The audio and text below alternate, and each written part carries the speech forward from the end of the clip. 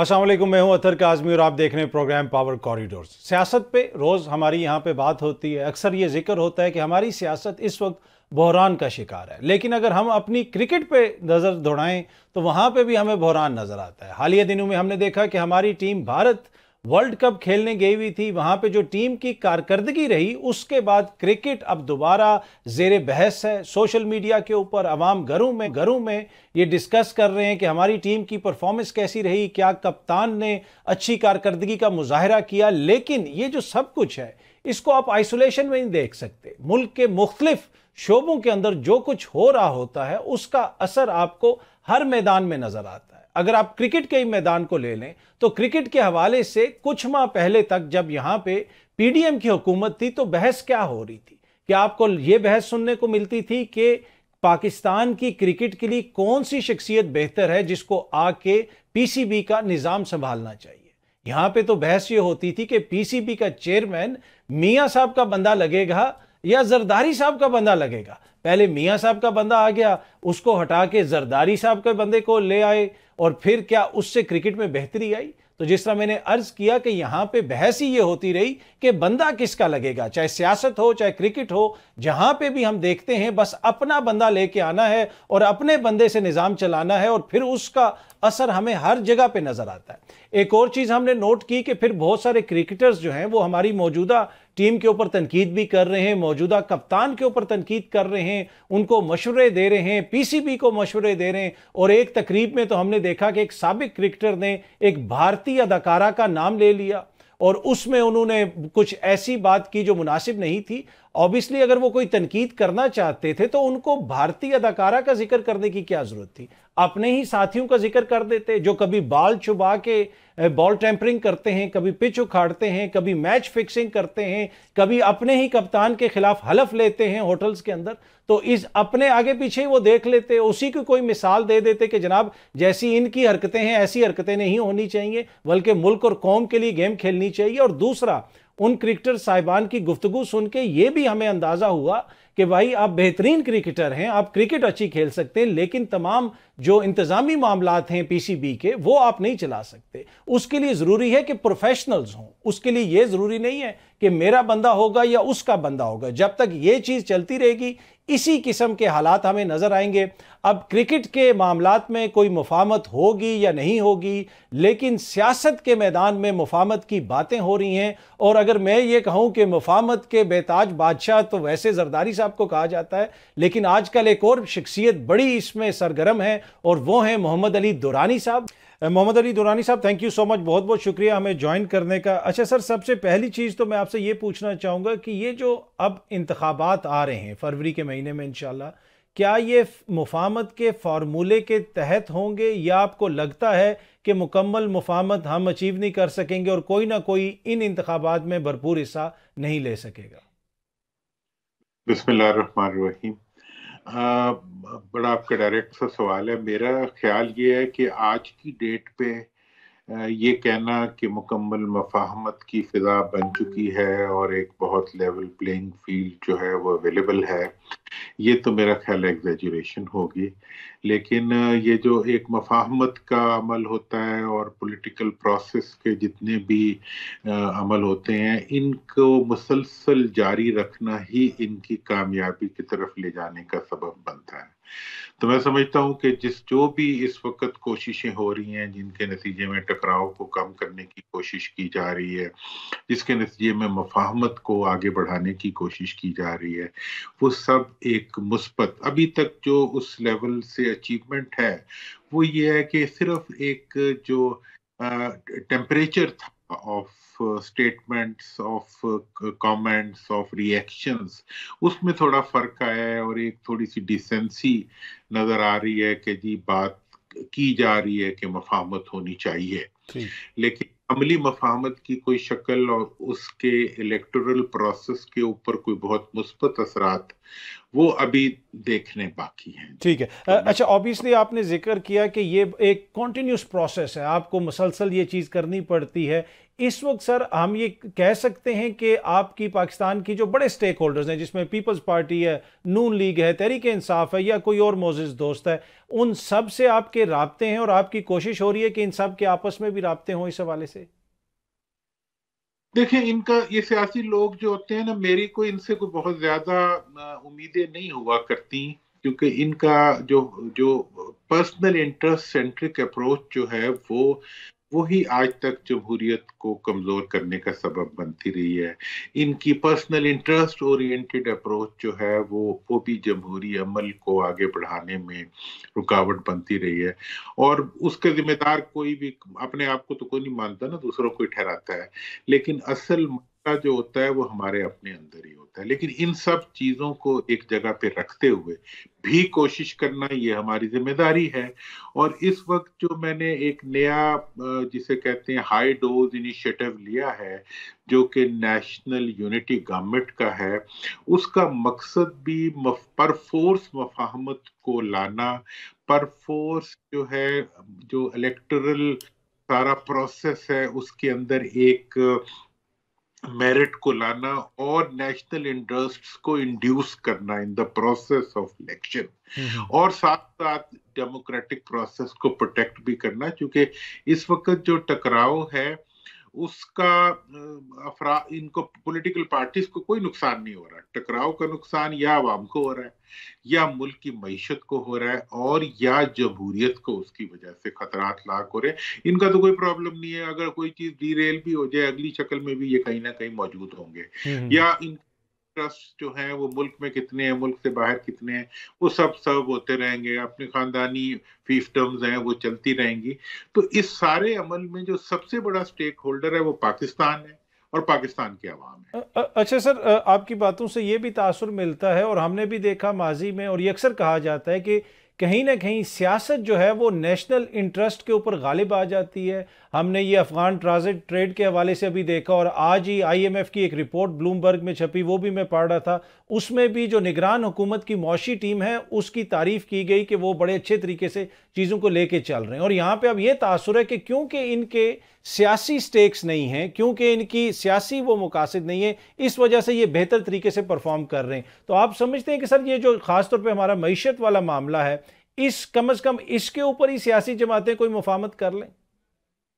देखिए, मईशत वाला मामला जो है ना गाजी साहब, इसमें आप बड़ा इंटरेस्टिंग मामला है कि हमारी हर हुकूमत जो आती है वो हुकूमत मईशत की को अपने मफाद की नजर से देख के हुकूमत में आती है, और जब हुकूमत से जा रही होती है तो उसकी पूरी कोशिश होती है कि वो मईशत को उस जगह पे ले जाए कि अगर उसकी जगह कोई और आए तो वो उसमें से निकल ही ना सके। और जब नया आता है वो पूरी कोशिश करता है कि वो आते ही माजी की तमाम पॉलिसियों को रिवर्स कर दे ताकि उसकी स्टैंप लग सके। तो हमारा जो पॉलिटिकल प्रोसेस है वो मईशत को मुस्तहकम करने के बजाय मुसलसल मईशत की कमजोरी का सबब बन रहा है। इसलिए मैंने जो अब बात की है कि जी एक नेशनल यूनिटी गवर्नमेंट बननी चाहिए इलेक्शन के बाद, जो कि 5 साल के लिए हो, जिसमें तमाम पार्टी शामिल हो, और वो पाकिस्तान की मईशत और पाकिस्तान के अवाम के मफादात को मतलब टॉप पे रखते हुए एक मिसाक पाकिस्तान के जरिए इक़्तिदार में आए।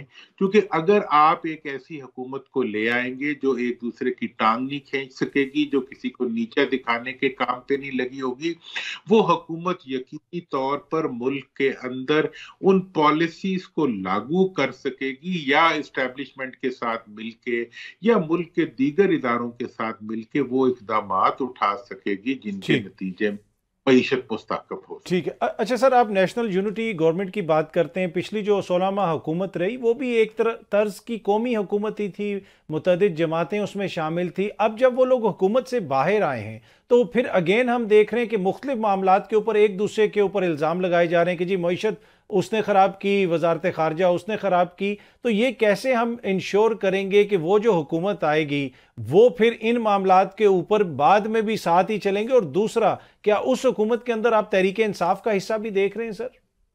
देखें, जो इस वक्त पीडीएम की हुकूमत थी वो हकीकत में आधी असम्बली की हुकूमत थी, वो नेशनल गवर्नमेंट नहीं थी। उसमें 50% से के करीब जो है वो 51%, 2% जो पार्लियामेंट नेशनल असेंबली के मेंबर्स थे वो उसका हिस्सा थे, और एक मेजर पार्ट उसमें से मिसिंग था। जिस आइडिया को अभी मैं लेके चल रहा हूँ, इसकी मिसाल जो है आपको ब्रिटेन में मिलती है, जो कि चर्चिल की हुकूमत बनी थी सेकेंड वर्ल्ड वॉर के दौरान। इसकी मिसाल जो है आपको साउथ अफ्रीका में मिलती है, जो नेल्सन मंडेला ने बनाई थी। और ये वो हुकूमतें थी जिसमें तमाम पार्टीज और एक दूसरे की मुखालफत करने वाली पार्टीज जो हैं वो भी शामिल हुई थी। इनकी शक्ल ये थी कि जो सबसे बड़ी पार्टी थी उसके पास प्राइम मिनिस्टरशिप गई थी, और बाकी पार्टियों के लिए जो कैबिनेट साइज था वो डिफाइंड था। जैसे अब मैंने इसमें सजेस्ट ये किया है कि जो पार्टी सबसे ज्यादा सीटें ले वो प्राइम मिनिस्टर अपना लाए, लेकिन 3 नाम पेश करे जिसमें से एक को असेंबली मुंतखब करे। दूसरा इसमें कंडीशन ये है कि इसमें 30 से ज्यादा वजीर ना हो, और ये सब वजीर जो हैं ये अपनी कॉम्पिटेंस की बेस के ऊपर लिए जाए। और तीसरा नुक्ता इसका ये है कि इसके 6 महीने के अंदर अंदर मुल्क में तमाम सूबों के अंदर बल्दियाती इंतखाबात एक ही कानून के तहत कराए जाएं, क्योंकि 76 साल से तमाम सियासतदानों को, इलेक्टेबल्स को, लीडरों को किसी ना किसी शक्ल में अपना अख्तियार वो लेते रहे हैं, उसको एक्सप्लॉइट भी करते रहे। अगर कोई महरूम रहा है तो पाकिस्तान के अवाम रहे। पाकिस्तान के अवाम को इक़्तिदार दिलाने के लिए और पाकिस्तान में जमहूरी अमल को कन्फ्रंटेट से निकालने के लिए ये चीज अगर आपने करनी है तो इलेक्शन से पहले आपको एक मिसाके पाकिस्तान पे दस्तखत करने पड़ेंगे, जिसमें सब पार्टियां ये ऐलान करेंगी कि इलेक्शन के बाद हम पार्लियामेंट में आके इकट्ठे मिलके हुकूमत बनाएंगे जिसकी प्रायोरिटी पाकिस्तान की मईशत और पाकिस्तान का इस्तेहकाम होगा। और इस बुनियाद पे बनने वाली हुकूमत जो है वो एक दूसरे को गिरा नहीं सकेगी, वो एक दूसरे के खिलाफ वो नहीं कर, मतलब जिसे कहते हैं जल से जुलूस और धरने नहीं कर सकेगी, और एट द सेम टाइम वो पॉलिसीज के तसलसल को यकीनी बना सकेगी, क्योंकि आइंदा आने वाली हुकूमत भी तो इन्हीं में से किसी की होगी। ठीक है। और ये और बैनुल अक़वामी सतह के ऊपर पाकिस्तान को इनके इत्तेहाद की वजह से इज्जत मिलेगी, जो इनकी लूट मार की वजह से अब तक हमें बेइज्जती मिलती रही है उसके मुकाबले में। और जी सर प्लीज। आखिरी चीज ये भी, ये सब कुछ उसी वक्त मुल्क मुमकिन हो सकेगा जब मुल्की इदारे और मुल्क के सियासतदान इकट्ठे मिलके इस मिसाक के पाकिस्तान को ओन करते हैं और इन सब को एक दूसरे के ऊपर चेक बनते हैं। और ये अभी भी तो देखें ना, अगर जो मईशत बहाल हो रही है वो कौन बहाल कर रहा है हमें पता है ना। तो लिहाजा आइंदा भी अगर मईशत को मुस्तहकम रखना है और सियासत को भी चलाना है और इंतखाब को भी चलाना है तो पॉलिटिकल इंजीनियरिंग के बजाय पॉलिटिकल मैनेजमेंट की जाए। ठीक है। अच्छा सर, ये देखें, ये जो आपने एक बड़ा आइडियल सिनारियो पेश किया, अब इसमें तमाम लोगों का ऑन बोर्ड होना बहुत ज़रूरी है। और इस वक्त जो मौजूदा हालात हैं जहाँ पे हमें कहीं पे कशीदगी भी नज़र आती है, कोई पकड़ धकड़ भी नज़र आती है, मुकदमात भी नज़र आते हैं, तो आप समझते हैं कि यहाँ पे भी टेम्परेचर थोड़ा सा हमें नीचे लाना पड़ेगा अगर चीज़ों को हम इस सिमत में आगे लेके जाना चाहते हैं? बहुत खूबसूरत सवाल है। मैं ये समझता हूँ कि ये वो रेसिपी है जिसके अंदर जिसको एग्जीक्यूट करने के लिए ऑटोमेटिकली आपको टेम्परेचर डाउन लाना पड़ेगा। और तमाम कोई पॉलिटिकल फोर्स जो है वो एनिमी टेरिटरी नहीं रहेगी, बल्कि तमाम पॉलिटिकल फोर्सेस जो हैं वो एक लिहाज से एक ही प्लेटफॉर्म पे खड़ी हुई नजर आएंगी। और इस वक्त जो तुम या मैं के बजाय हम का सीगा जो है वो इस्तेमाल हो सकेगा।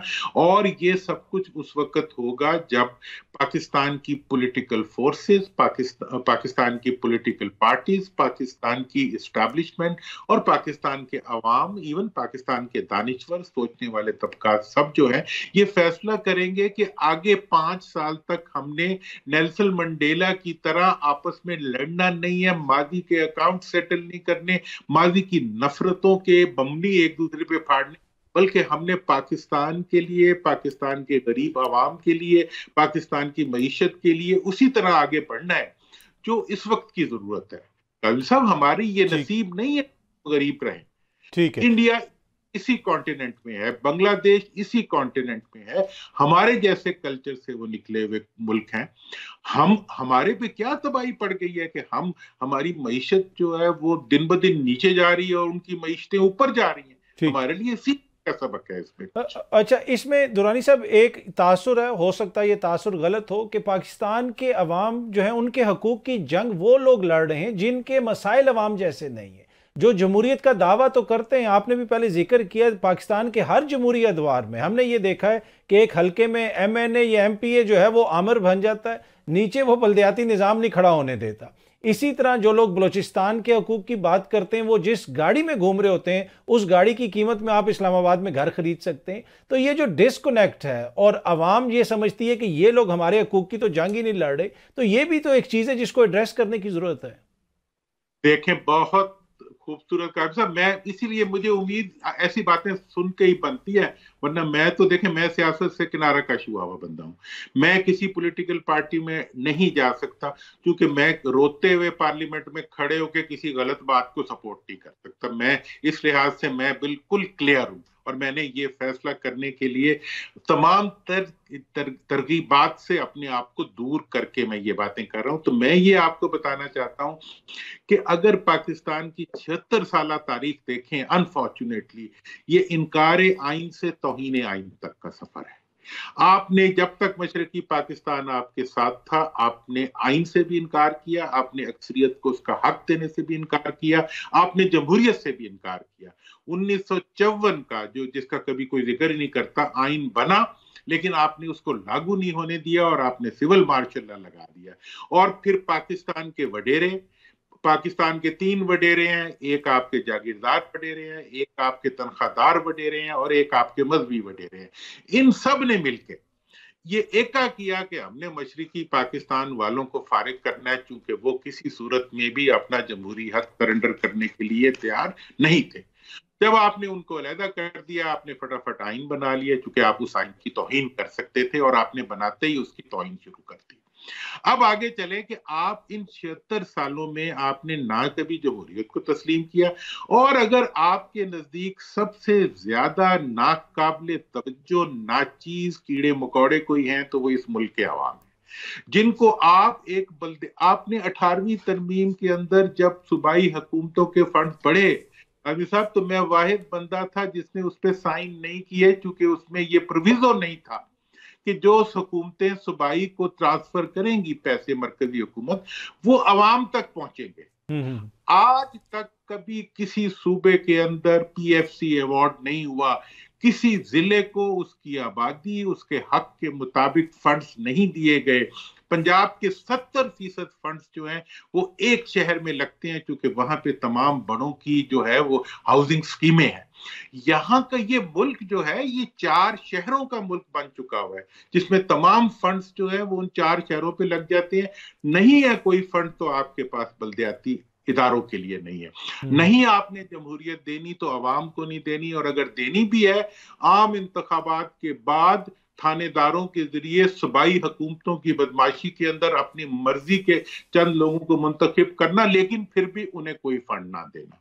तो मैंने इसीलिए कहा है कि इस हुकूमत के बनने के 6 महीने के अंदर अंदर पूरे मुल्क में बल्दियाती इंतखाबात कराए जाएं, और उसी मुद्दत के लिए कराए जाएं जिस मुद्दत की ये हुकूमतें होंगी, और उसके बाद ये भी तय किया जाए कि आइंदा इंतखाबात सूबाई, कौमी और बल्दियाती एक ही दिन एक ही मुद्दत के लिए हुआ करेंगे और इलेक्शन कमीशन के तहत हुआ करेंगे। इससे आइंदा का जो धांधली का इम्कान भी खत्म हो जाएगा और अवाम को इक़्तिदार से बाहर रखने का अमल भी खत्म हो सकता है। ये मेरी ख्वाहिशात भी हैं, और मैं इसके लिए पूरी दुनिया की जमहूरी तारीख में से मिसालें भी ला सकता हूं, और पूरी अवाम इसके ऊपर गवाह है, आप इस पे गवाह है कि यही वक्त की जरूरत है। बिल्कुल। अगर हम यूरोपीय ममालिक की तरफ भी देखें तो वहाँ पे भी जो जमहूरी निज़ाम है वो बुनियादी तौर पे बुनियादी हुकूमतें चलाती हैं, वहाँ पे सारे मसाइल जो हैं वो लोकल सतह पे हल होते हैं।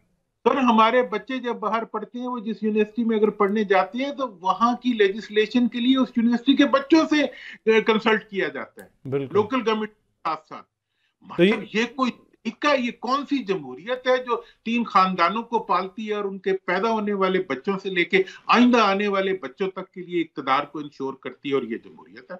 ठीक और है। बड़ी बड़ी हमारी बैठ के जो है वो उस जमहूरियत के गुनगारी होती हैं। ठीक है। ठीक है, अ, हद इससे बेहतर है, लेकिन ठीक है। ये जमहूरियत मुकम्मल नहीं। ठीक है। अच्छा सर, आखिर में आपसे पूछूंगा कि जो सानिया 9 मई है, उसके जो बदकिस्मत वो दिन था, उसके जो बादल हैं, ये आपको हमारी सियासत के ऊपर से जल्दी छटते हुए नज़र आ रहे हैं? इससे कितनी जल्दी हमने इससे जान छुड़ानी है और कोशिश ये करनी है कि अब सियासत आगे बढ़े, या फिर ये एक ऐसा टर्निंग मोमेंट था कि ये देखें कि कुछ ना कुछ कीमत अदा करनी पड़ेगी उन कुव्वतों को जो इसमें मुलविस थी? देखें, कीमत तो डेफिनेटली जब ऐसे कानून को हाथ में लेने के इकदाम का अमेरिका में हो या पाकिस्तान में हो, उसकी कीमत तो अदा करनी पड़ती है, लेकिन वो कीमत यकीनी तौर पे अदालती होनी चाहिए, कानूनी होनी चाहिए। लेकिन हमारा जो ये चीज़ बहुत एग्रीवेट होती है, उसकी वजह ये है कि इस वाक़े के पीछे से कुछ सियासी कुव्वतें जो हैं वो अपने सियासी मफादात निकालने की कोशिश कर रही हैं। और जब सियासी कुव्वतें जो हैं वो अपने सियासी मफादात को निकालने के लिए इदारों को इस्तेमाल करना शुरू कर देती हैं, तो उसके नतीजे में फिर पॉलिटिकल प्रोसेस, वो ये नहीं समझती कि इस वक्त जो वो गड़ा खोद रही हैं वो कल खुद उस गड़े में गिरेंगे, और वो इसको समझे बगैर जो है वो दूसरों को नीचा दिखाने के लिए ये सब कुछ करती हैं। माजी में 2018 में जब सब कुछ हुआ तो हमें नजर आ रहा था कि इसका अंजाम ठीक नहीं होगा, और आज जो कुछ हो रहा है वो भी नजर आ रहा है कि इसका अंजाम ठीक नहीं होगा। इसलिए जो लोग इस वक्त अगली हुकूमत के यकीनी कैंडिडेट्स बन के सामने आए हुए हैं, मैं उन्हें भी यही कह रहा हूं कि आपकी इज्जत इसमें है कि आप सिलेक्टेबल बन के आए, आप इलेक्टेबल बन के बढ़े।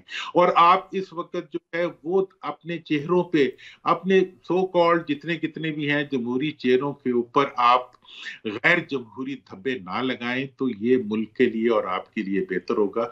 उसका तरीका ये है कि खुदा के लिए अब आगे बढ़ने का फैसला करें, इंतकाम के बजाय इस्तेहकाम की बात करें, और जात के बजाय पाकिस्तान की बात करें, और जाती मईशत के बजाय कौमी मईशत की बात।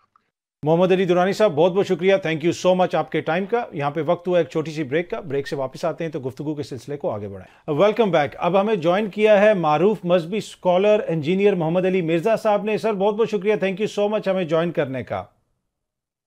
जी जज़ाकल्लाहु खैरा, ला हौला वला कुव्वता इल्ला बिल्लाह, अल्लाहुम्मा सल्ली अला मुहम्मदिन व अला आलि मुहम्मद। शाह जी, आपका बहुत बहुत शुक्रिया कि आपने मुझे मौका दिया, जज़ाकल्लाहु खैरा। अच्छा सर, पहले तो थोड़ी सी मैं सियासी अखलाकियात के ऊपर आपसे बात करना चाहूँगा, आपका कमेंट लेना चाहूँगा। हालिया दिनों में भी हमने देखा कि मुख्तलिफ सियासी लीडर भी ये कहते हैं कि जी हमारी जो सियासी जमात है उसका ये तर्ज तरीक़ाकार नहीं है या तर्ज अमल नहीं है, मुखालफीन का ऐसा है। तो आप समझते हैं कि पाकिस्तान के अंदर कोई भी एक ऐसी सियासी जमात है जिसने सियासी अखलाकियात का ख्याल रखा और वो आगे नौजवानों में उसको जिसे आप कह सकते हैं मुंतकिल भी किया? मेरी नजर में तो सिर्फ एक ही जमात है जी जो सियासी अखलाकियात का काफी हद तक ख्याल रखती है, वो जमात इस्लामी है, क्योंकि उसके अंदर एक प्योर डेमोक्रेटिक वैल्यूज मौजूद हैं।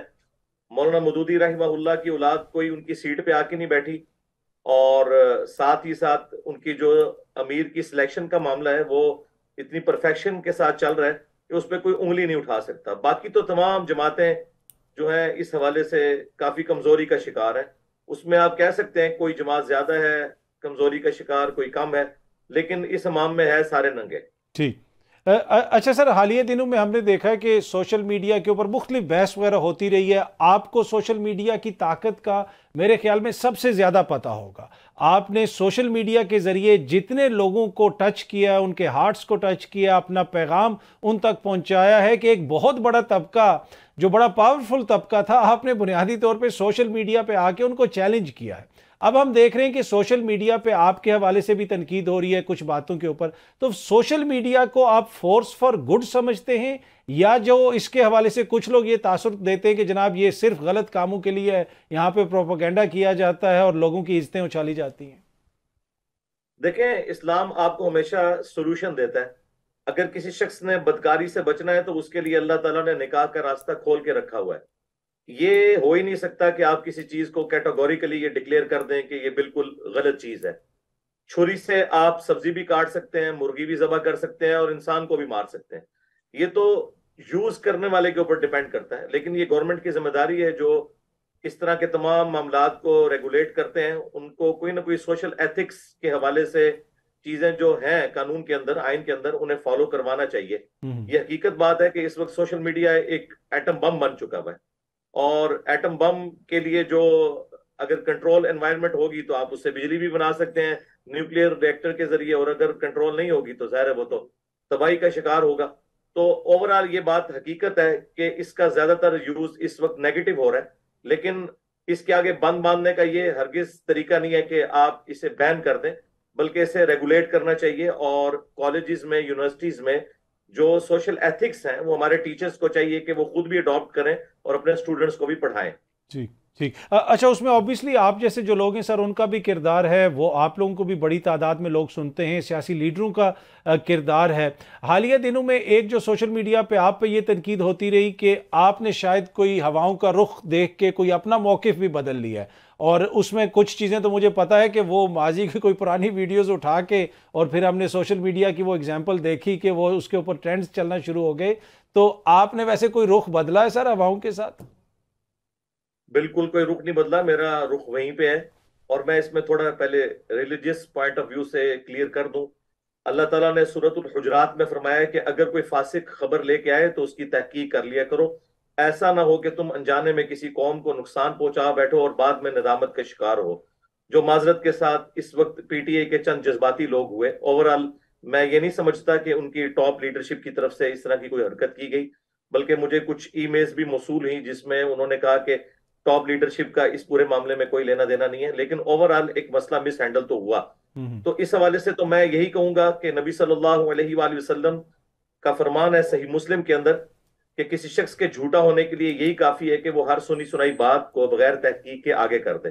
तो मेरा तो कभी भी मौकिफ दूसरी साइड वाला रहा ही नहीं है। मेरा मौकिफ ये नहीं है कि मैं जब तक हुकूमत में हूं तो मैं एस्टेब्लिशमेंट की गोद में बैठ के सेम पेज के नारे लगाता रहूं और बाद में कहूं कि मैं फौज के खिलाफ जिहाद कर रहा हूं, और कोई बाद में जाके कहता है कि वोट को इज्जत दो, और जब तक अंदर होते हैं उस वक्त इस पूरे सिस्टम के बेनिफिशियरी होते हैं। अल्हम्दुलिल्लाह मैंने जब से होश संभाला है, और चूंकि मैंने कॉलेजेस और यूनिवर्सिटीज में तालीम हासिल की है, मैं क्वालिफाइड इंजीनियर हूँ मैकेनिकल, और 19 ग्रेड में मैंने मिनिस्ट्री ऑफ डिफेंस के अंदर सर्विसेज दी हैं अपनी नेस्कॉम के इदारे के अंदर, और रिटायरमेंट ली है। तो मैंने ये सारे के सारे माहौल देखे हुए हैं। तो मैं ये बड़े वसूख के साथ आपको ये कह सकता हूं कि हमारी तरबियत के अंदर बहुत ही कमी मौजूद है। एक्स जो गवर्नमेंट थी पीएम इमरान खान साहब की, उनके दौर के अंदर मुझे मजहबी उमूर की वजारत एस्टेब्लिशमेंट की तरफ से ऑफर हुई थी, लेकिन मैंने उसे रिजेक्ट कर दिया। ठीक है। अच्छा, इसमें सर एक चीज़ जो आपका बयान वो हम सुन रहे थे, उसका क्लिप चल रहा था कि जी जो फ़लस्तीन का मामला है उस पे भी जो मुसलमान लीडरशिप है उसका रिएक्शन उस तरीके से नहीं आया, और वहाँ पे आपने चेयरमैन तहरीक इंसाफ इमरान खान साहब का भी जिक्र किया, ऑल्दो कि वो तो जेल से भी इस हवाले से ट्वीट्स वगैरह करते रहे, उनको भी थोड़ा सा इंक्लूड कीजिएगा। और साथ ओवरऑल आप क्या समझते हैं कि जो रिएक्शन हम देख रहे हैं ओआईसी के लेवल के ऊपर और इस्लामी दुनिया से, चाहे वो सोशल मीडिया पे हो, मीडिया पे हो, या हुकूमतों की जानिब से जो आ रहे हैं रिएक्शन, आप उससे मुतमईन है सर? बिल्कुल मैं मुतमईन नहीं हूं। जहां तक हमारे पाकिस्तान के पॉलिटिकल लीडर्स का ताल्लुक है तो सब ने रिस्पॉन्स करने में बड़ी देर की है। आप अंदाजा करें कि नवाज शरीफ साहब जब इंग्लैंड से निकले हैं तो उस वक्त उन्होंने एक बयान जड़ा है, उससे पहले उनका कोई बयान नहीं आया था। इमरान खान साहब ने भी 3 हफ्ते के बाद 28 अक्टूबर की उनकी ट्वीट है, वो मैंने देखी है, उसके अंदर उन्होंने वाकई कंडेम किया, लेकिन उनको 21 दिन लग गए।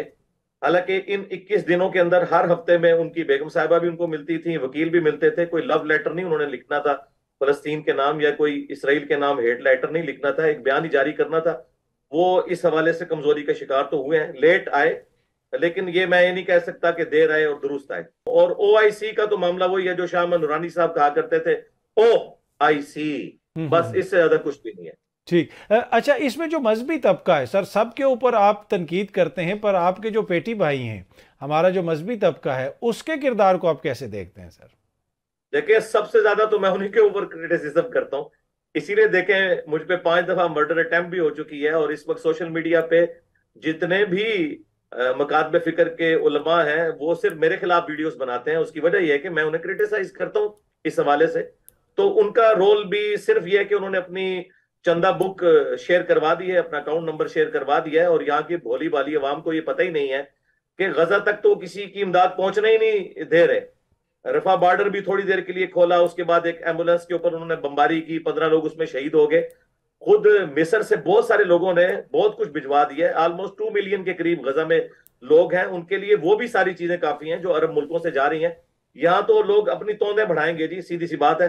इसलिए तो मैंने तो कहा था कि आप कोशिश करें कि एक मेरे नजदीक में जो यानी मेरे नजदीक क्रेडिबिलिटी है किसी जमात की, तो वो अल खिदमत फाउंडेशन जो जमात इस्लामी का विंग है, उनका एक ट्रैक रिकॉर्ड मौजूद है। बाकी तो भी जो फसली बटेरे सामने आए हैं ना, हमने देखा ये ऐसे मौकों पे सामने नजर आते हैं और बाद में कुछ अरसे बाद आपको नजर आएगा उन्होंने नई गाड़ी निकलवा ली होगी। ठीक, अच्छा, इसमें ऑब्वियसली आपने जिक्र किया कि वहाँ पे इमदाद नहीं पहुँच रही, और उसके रद्द-ए-अमल के तौर पे एक चीज़ ये आ रही है कि जी मगरबी प्रोडक्ट्स को आप बाइकआउट करें, उनके प्रोडक्ट्स ना खरीदें। तो ये इससे किस हद तक आप समझते हैं कोई असर पड़ेगा? शाह जी, मैं तो इसके साथ इत्तेफाक ही नहीं करता, और मेरी ये जाती राय है, इसको कोई जज्बात के साथ नहीं अकल के साथ देखे तो उसे ये बात समझ आ जाएगी। जहां तक मेरा अपना ताल्लुक है, मैं तो फास्ट फूड या कोल्ड ड्रिंक्स मैंने बचपन से कभी इस्तेमाल नहीं किए। मैं ज्यादा से ज्यादा कहवा पी लेता हूँ या दूध पत्ती, बस ये मेरे दो मशरूब हैं। ज्यादा मुझे कोई पर्सनल इंटरेस्ट तो है नहीं है, लेकिन ये एक रियलिटी है कि इस वक्त वो दुनिया में इतने छाए हुए हैं कि हर प्रोडक्ट को अगर आप डीप डिग करें, इवन मैं अगर अपने कपड़ों को डीप डिग करूं तो शायद ये किसी ऐसी मशीन पे बने हो कि जो इसराइल और अमेरिका की इन्वॉल्वमेंट उसमें मौजूद हो, क्योंकि इस वक्त 1/4 नोबेल प्राइज तो इसराइल को मिले हुए हैं और यहूदियों को, इसराइल बनने से पहले। तो मेरा ख्याल है प्रोडक्ट्स का बाइकाट करने से हमारे अपने लोगों का रोजगार ज्यादा मुतासर होगा। या तो हमारे उलमा या मजहबी तबका या पॉलिटिकल लीडर्स जो खून गरमा रहे हैं, ये हजारों लोग जो बेरोजगार होंगे, इनकी रोजगार का जिम्मा उठाएं। तो सबसे पहले मैं कंपेन लॉन्च करूंगा कि ठीक है प्रोडक्ट्स का बाइकाट करें, लेकिन ये तो नहीं हो सकता कि आप इनको बेरोजगार करके मार दें। और दीन का तो छठा फर्ज, ऑलमोस्ट अनडिक्लेयर्ड फर्ज जो है वो रोटी बन चुका है। उनके घरों का खर्चा कौन उठाएगा? कुरान पाक में अल्लाह ताला ने 4 जगह फरमाया है, सूरतुल बकर में, सूरतुल बकरा, सूरतुल अनाम, सूरह अन-नहल के अंदर, कि अगर जिंदगी मौत की कशमकश बन जाए तो तुम हराम भी खा लो, तो इसके ऊपर कोई गिरफ्त नहीं है। तो ये जिंदगी मौत की कशमकश में अगर कोई इसराइल की प्रोडक्ट इस्तेमाल कर लेता है, कोई मेडिकल की कोई चीज इस्तेमाल कर लेता है, तो मेरा ख्याल है इसमें तो कोई हर्ज वाली बात नहीं होनी। ठीक है। अच्छा, ओवरऑल सर, जो इसराइल के साथ मुसलमान ममालिक के ताल्लुकात हैं, कुछ मुसलमान ममालिक के सफारती ताल्लुकात हैं, कुछ के नहीं हैं, आप क्या समझते हैं अगर ताल्लुकात में बेहतरी आती है या इसराइल को तस्लीम किया जाता है डिफरेंट ममालिक की जानिब से, तो इससे कोई मामले का हल निकलेगा, बेहतरी की तरफ चीजें जाएंगी, या फिर ये नो गो एरिया है? देखें जी, वर्ल्ड वार 2 के बाद हम ओवरऑल सल्तनत उस्मानिया की तो खैर हालत वर्ल्ड वार 1 में ही जो आपके सामने है, वो टर्की एक रह गया था। वर्ल्ड वार 2 के बाद ओवरऑल मुसलमान तो मफ्तू हो चुके हैं, वो फातेह कौमें हैं जी। अगर हम 1948 में जो यूएनओ वाला मामला था, 2 रियासती हल, उसे तस्लीम कर लेते, अगरचे वो भी इंसाफ पे मबनी नहीं था, लेकिन आज की सूरत हाल को देखें तो वो बहुत बेहतर सोल्यूशन था। अगर उसी सोल्यूशन को किसी तरीके से मुसलमान जोर लगा के 1948 वाले सोल्यूशन के ऊपर एग्री कर जाए दोबारा से, तो ये तो बहुत बेहतरीन बात है। लेकिन इस वक्त मुझे नजर नहीं आ रहा कि कोई इस तरफ मामला जाने वाला है, और हम लोग तो इतने मजबूत भी नहीं कि हम कुछ कर सके। ठीक है। और वैसे आप क्या समझते हैं, पाकिस्तान को ताल्लुकात बनाने चाहिए, तस्लीम करना चाहिए, नहीं करना चाहिए? इस बुनियाद के ऊपर कि वो फलस्तीन की इलादा रियासत अगर मान ले, इस बुनियाद के ऊपर इसराइल को अगर तस्लीम करना पड़ता है, तो बिल्कुल हमें तो मुसलमानों के लिए अमन चाहिए वहां पे। और इसराइल में जो मामला है फिलिस्तीनियों का, वो तो इंडियन कश्मीर से बहुत ज्यादा बुरा है। इंडियन कश्मीर में तो फिर भी कुछ फैसिलिटीज मुसलमानों के पास है, फिलिस्तीन वाले लोग तो बेचारे मरते क्या ना करते। हमास के पास और कोई चारा नहीं था पूरी दुनिया को जगाने का, जो कुछ उन्होंने किया। तो वो जो कुछ उन्होंने किया है, उसके बाद मेरे ख्याल मुसलमानों को अब जागना चाहिए इस हवाले से, और कोई सोल्यूशन की तरफ जाना चाहिए, और इसराइल के साथ नेगोशिएट करें। सऊदी अरब फ्रंट से लीड करे, पाकिस्तान करे, ईरान करे, अगर वो अलहदा से कोई रियासत देते हैं तो फिर तस्लीम करने में कोई हर्ज नहीं है। ठीक। अच्छा, ऑब्वियसली आप जिस तरह आपने पहले भी फरमाया कि आप अपने साथियों के ऊपर भी क्रिटिसिज्म करते हैं, जिसका बैकलैश भी आता है मीडिया के ऊपर, सोशल मीडिया के ऊपर, और हालिया दिनों में ये तासर मिला कि जैसे आपने चेयरमैन तहरीक इंसाफ के ऊपर तनकीद की और उस पर भी सोशल मीडिया पे बैकलैश आया, तो इस दफ़ा आपको ज़्यादा बैकलैश का सामना करना पड़ा? मतलब कि आपको अंदाज़ा नहीं था कि इस हद तक जो है आगे से बैकलैश आएगा, या माजी में भी इसी लेवल का बैकलैश आता है?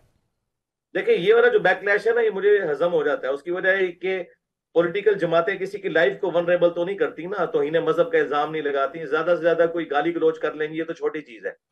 हमें जो ज्यादा चीज तकलीफ देती है ना, वो नॉन स्टेट एक्टर्स हैं। तो पीटीए तो नॉन स्टेट एक्टर नहीं है। रहा ये मामला, तो वो ऑलमोस्ट आप देखें एक एक करके सब ने माफी मांग ली है। सदीक जान ने भी अपना ट्वीट डिलीट कर दिया है।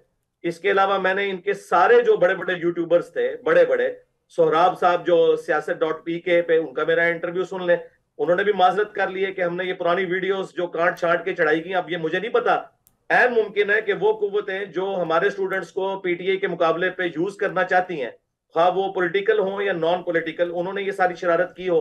लेकिन अल्टीमेटली तो झूठ झूठ होता है, सच सच होता है। तो मैंने सबको फेस किया, एक एक को मैंने जाके अलग अलग इंटरव्यू दिया है। उर्दू पे पॉइंट वालों को अलग से इंटरव्यू दिया है, दानिश हुसैन को, अली हमजा को अलग से दिया है, सोहराब भाई को अलग से दिया है, सबील काजमी को अलग से दिया है। आप जरा वो इंटरव्यू देखें। अच्छा, ऑब्वियसली सर, वैसे तो देखें आप मारूफ मजहबी स्कॉलर हैं, लेकिन मुल्की सियासत के ऊपर भी आपकी नज़र है, और उसकी बुनियाद ये है कि जो आपका मीडियम है, आप सोशल मीडिया के ज़रिए अवामी एक जिसे समाजी राब्तों की जो वेबसाइट है उसके ज़रिए आपने अवाम तक एक तरह से आप पहुँचे। तो अब आपकी अवाम से इंटरेक्शन भी होती है, आप चीज़ों को देखते भी हैं, और आपका अपना नुक्ता नज़र क्या है कि इस वक्त सर, इस वक्त वही मैं पूछने लगा था कि इस वक्त पाकिस्तान के अंदर तमाम तरह बुराइयों के बावजूद, अगर सिंपल वर्ड्स में देखा जाए, तो कौन सी ऐसी लीडरशिप है या कौन सी ऐसी शख्सियत है जो दूसरों से आपको थोड़ी बेहतर नजर आती है सियासत में? देखें, इस वक्त जो प्रैक्टिकली वोट को इज्जत दो का जो बयानिया है, जो मेरा शुरू से था, मैं आपको शादी बिल्कुल क्लियर कर दूं, 2013 के इलेक्शन में ना सिर्फ मैंने इमरान खान साहब को वोट डाला, बल्कि हजारों लोगों से डलवाया। लेकिन जब 2014 के अंदर वो कंटेनर पे चढ़ गए, तो मैंने कहा ये भी एस्टेब्लिशमेंट के हत्थे चढ़ गए। तो फिर मेरी उनसे कुट्टी हो गई पॉलिटिक्स के पॉइंट ऑफ व्यू से। लेकिन उसके 4 साल बाद जब वो प्राइम मिनिस्टर बने और उन पे तौहीन मजहब का इल्जाम लगा, तौहीन मजहब का इल्जाम किसी काफिर पे भी लगे, मैं उसके दिफा में भी सामने आ जाता हूं। तो उस दिफा की वजह से लोगों ने समझा कि शायद मैं कोई उनका एक पॉलिटिकल जो नैरेटिव है उससे सपोर्ट कर रहा हूं। हालांकि ऐसा नहीं था। मैं बिल्कुल उन्हें बार बार समझा रहा था कि ये जो कुछ आप कर रहे हैं, अल्टीमेटली ये आपको टिश्यू पेपर की तरह फेंक देंगे, और वही हुआ। अब इस वक्त आज की डेट में जाहिर है कि मैं इमरान खान साहब के बयानिए को दुरुस्त समझता हूं, वोट को इज्जत दो। सिर्फ एक 9 मई वाला जो मसला है वो एक एग्जेजरेशन वाला मामला हो गया, उस पर उन्हें बार बार जो है माजरत करनी चाहिए, ख्वाह वो उनके लोगों की तरफ से हुआ या किसी ने उनके लोगों को यूज किया। क्योंकि पहली दफा तो उनसे स्टेटमेंट निकल गई ना कि जब मुझे पकड़ेंगे तो ये तो होगा। वो पहली स्टेटमेंट ने ना सारा रुख बदल दिया, उसकी वजह से एस्टेब्लिशमेंट का गुस्सा उन पे ठंडा नहीं हो रहा। मैं 2024 के अंदर सिर्फ उसी को वोट डालूंगा जो वोट को इज्जत दो का बयानिया लेके चलेगा। ठीक है। इंजीनियर मोहम्मद अली मिर्जा साहब, sir thank you so much, बहुत बहुत शुक्रिया आपके टाइम का। यहाँ तो हुआ एक छोटी सी ब्रेक का। जब ब्रेक से वापस आएंगे तो मारूफ सहाफ़ी नसीम ज़हरा साहिबा से आने वाली सियासत के हवाले से गुफ्तगू करेंगे, एक छोटी सी ब्रेक के बाद। Welcome back. अब हमें ज्वाइन किया मुल्क की मारूफ सहाफ़ी और तज़कियाकार नसीम ज़हरा साहिबा ने। नसीम साहिबा, बहुत बहुत शुक्रिया, थैंक यू सो मच हमें ज्वाइन करने का। पहली चीज़ जो मैं आपसे पूछना चाहूँगा कि इस वक्त जो हमारा इंतखाबी मैदान है उसमें कौन कहाँ पे खड़ा है, आपको क्या लग रहा है कि कौन आगे है कौन पीछे है? अस्सलामुअलैकुम अतर, सबसे पहले तो बहुत मुबारकबाद। मुझे मालूम है आपको ज्वाइन किए हुए कुछ महीने हो गए, first time I am appearing on your show, तो आप बड़ा जबरदस्त शो कर रहे हैं, बड़े मुबारक के मुस्तहक हैं। तो अब आगे चलते हैं। Thank you. अच्छा जी, तो कौन कहाँ खड़ा है वो सबको नजर आ रहा है। देखिए, एक तो शुरुआती कहानी पीटीआई के घर जाने से, उनको घर भेजने के बाद पार्टी टूटती है तो उसके 2-3 हिस्से होते हैं। एक हमने देखा आईपीपी जो पंजाब में थोड़ी मुतहरिक हुई है, दूसरे जो पार्लियामेंट्री पार्टी पीटीआई पार्लियामेंट्री, जिसके परवेज खटक साहब है, वहाँ कोई थोड़ी भी जान पड़ती हुई नजर नहीं आ रही। लेकिन नवाज शरीफ साहब का जहाँ तक ताल्लुक है, उनके वापस आने के बाद मुतहरिक हुई है PMLN जोरों शोर से। एक तो ये कि जब भी पाकिस्तान की सियासत में किसी भी पार्टी पर ये हो जाए,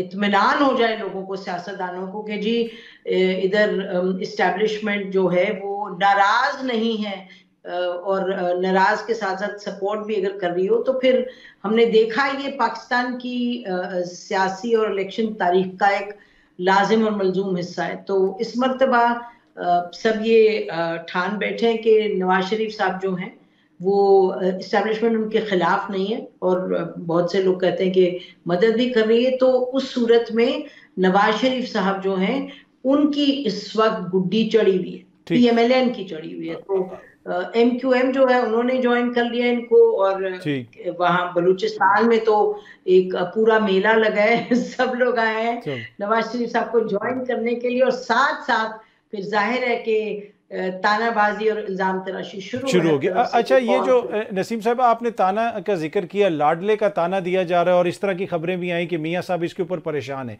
लेकिन जो आपने पहले असेसमेंट की कि पाकिस्तान के अंदर जिसके हवाले से ये तासुर कायम हो जाए कि ये हुकूमत में आने वाला है तो उससे उसको फायदा होता है, तो फिर इससे तो मियां साहब को परेशान नहीं होना चाहिए। अगर ये तासुर बन रहा है तो फिर इलेक्टेबल्स ऑटोमेटिकली उनके साथ मिलेंगे।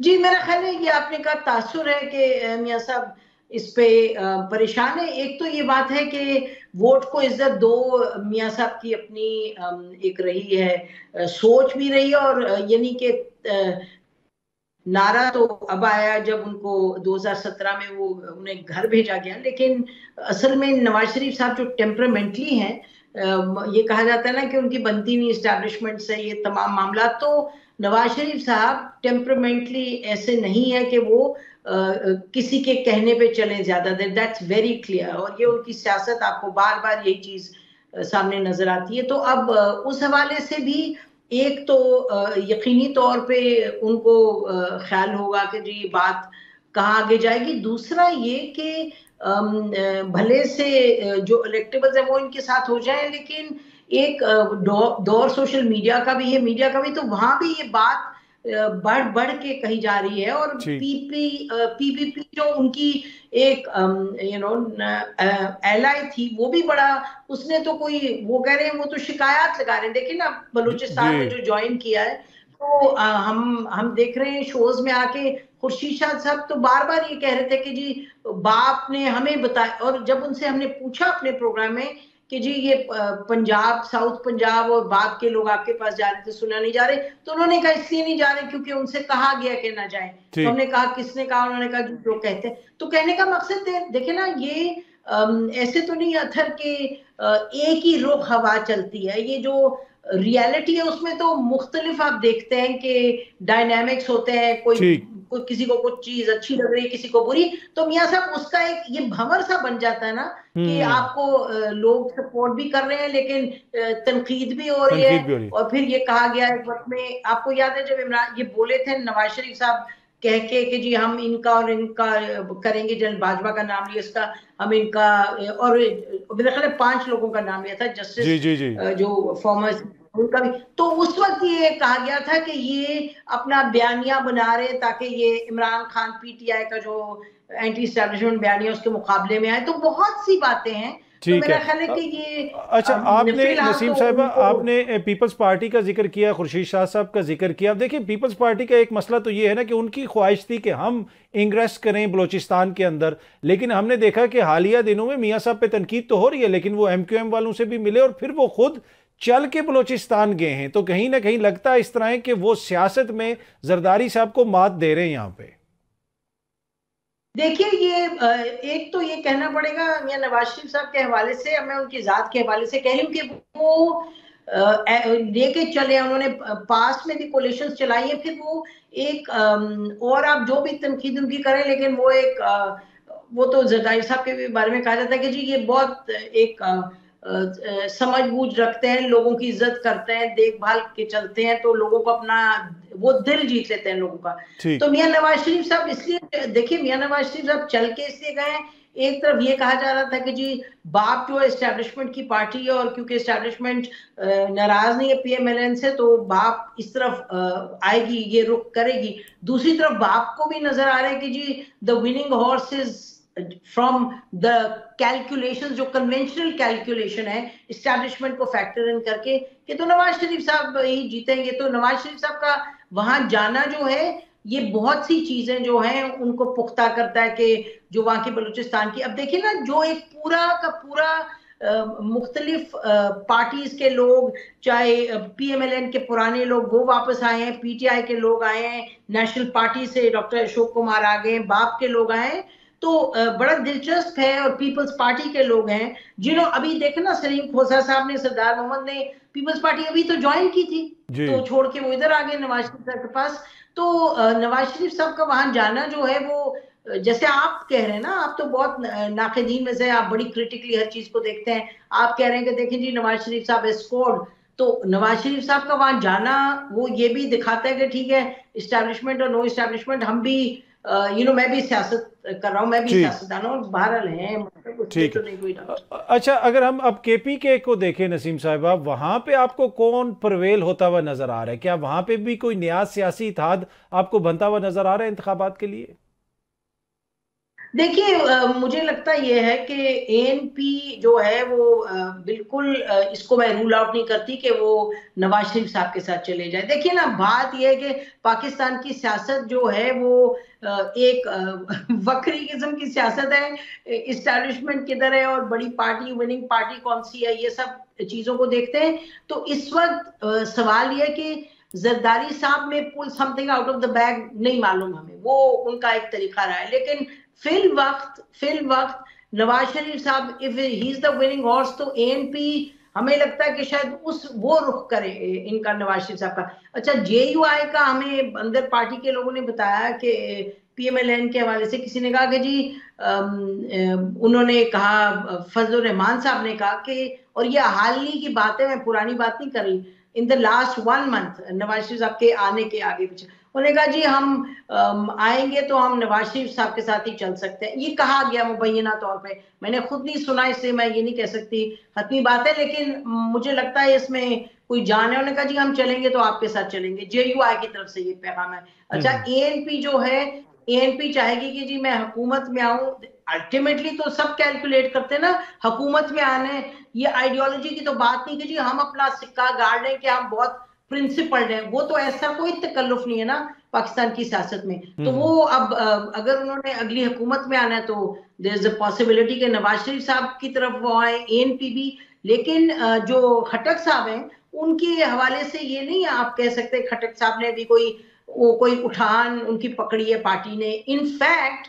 ये मैं आपको बताऊं कि एक सर्वर है इनके, he is a young barrister, जिन्होंने पार्टी ज्वाइन की है नौशेरा से, और इनके वालिद थे एंटी नार्कोटिक्स मिनिस्टर इनके पाकिस्तान पीपल्स पार्टी के दौर में। तो उनके बेटे ने इस दौर में जब गंगा उल्टी बहा दी ना, उन्होंने पीटीआई को ज्वाइन करके कोई मेरे ख्याल में 10 दिन हुआ है, और वो उनका इरादा ये है कि he will stand against Khattak साहब अगर पार्टी उनको टिकट दे। तो ये जो चीजें हैं ये बड़ी दिलचस्प हैं, सो देखते हैं कि ये आगे क्या बनता है। ठीक है। अच्छा, अब ये ऑब्वियसली हम एंड गेम की तरफ जा रहे हैं, एंड गेम से मुराद के इंतखाबात की तरफ जा रहे हैं, तो इन इंतखाबात के नतीजे में आपको लगता है कि एक मुस्तहकम हुकूमत बनाने में ये पार्टियां कामयाब हो जाएंगी, या फिर ये जो अदम इस्तेहकाम हमें सियासी बहरान सा नजर आता है ये कंटिन्यू करेगा? देखिए, सच्ची बात यह है कि अगर हम अभी देखें कि जोड़ तोड़ नए आना जाना, उसमें आप कहेंगे कि जी अदम इस्तेकाम शायद ही हो, क्योंकि एक मेजर पार्टी है पीटीआई, उसकी तो अब बात ही नहीं करें कि पीटीआई किधर major party in the sense के पब्लिक सपोर्ट के हवाले से, by all calculations public support के हवाले से, लेकिन वो क्या बनता है जब इलेक्शंस आते हैं, तो ये पार्टी कैंडिडेट खड़े कर पाएगी, अपना क्या मोबिलाइज कर पाएगी लोगों को, जो सपोर्ट आपको नजर आती है अकॉर्डिंग टू सर्वेज, क्या वो कन्वर्ट करेगी वोट में, यानी वो भी एक फैक्टर है जिसको मद्देनजर रखना है। लेकिन मैं ये शायद मेरे लिए मुश्किल हो कहना कि यकीनी तौर पे अदम इस्तेकाम होगा, गॉड नोज। अभी देखिए अब से लेके फरवरी तक बहुत टाइम है, लेकिन फिल वक्त तो ये जो उछाड़ पछाड़ है, नई पार्टियां, नए लोग, पुराने लोग, अभी तो इसी पे ही फोकस करें, बाद में देखिए। ठीक। अच्छा, नई पार्टीज का भी आपने जिक्र किया, पाकिस्तान तहरीक इंसाफ में से भी पार्लियामेंटेरियन निकल आई है, उसके साथ साथ इस्तेहकाम पाकिस्तान भी है। क्या आप समझती हैं पाकिस्तान की सियासत को सामने रखते हुए कि ये जो पार्टीज़ हैं ये आज से 5 साल बाद, 6 साल बाद, 8 साल बाद होंगी, या फिर जिस तरह माजी में हमने देखा है कि कुछ पार्टीज़ बनाई जाती हैं जिनकी अफादियत बस अगले इलेक्शन तक होती है, तो आपको भी ये शॉर्ट टर्म पार्टीज़ लग रही हैं? अथर, आपने सवाल भी कर दिया, जवाब भी दे दिया। I have very little to add.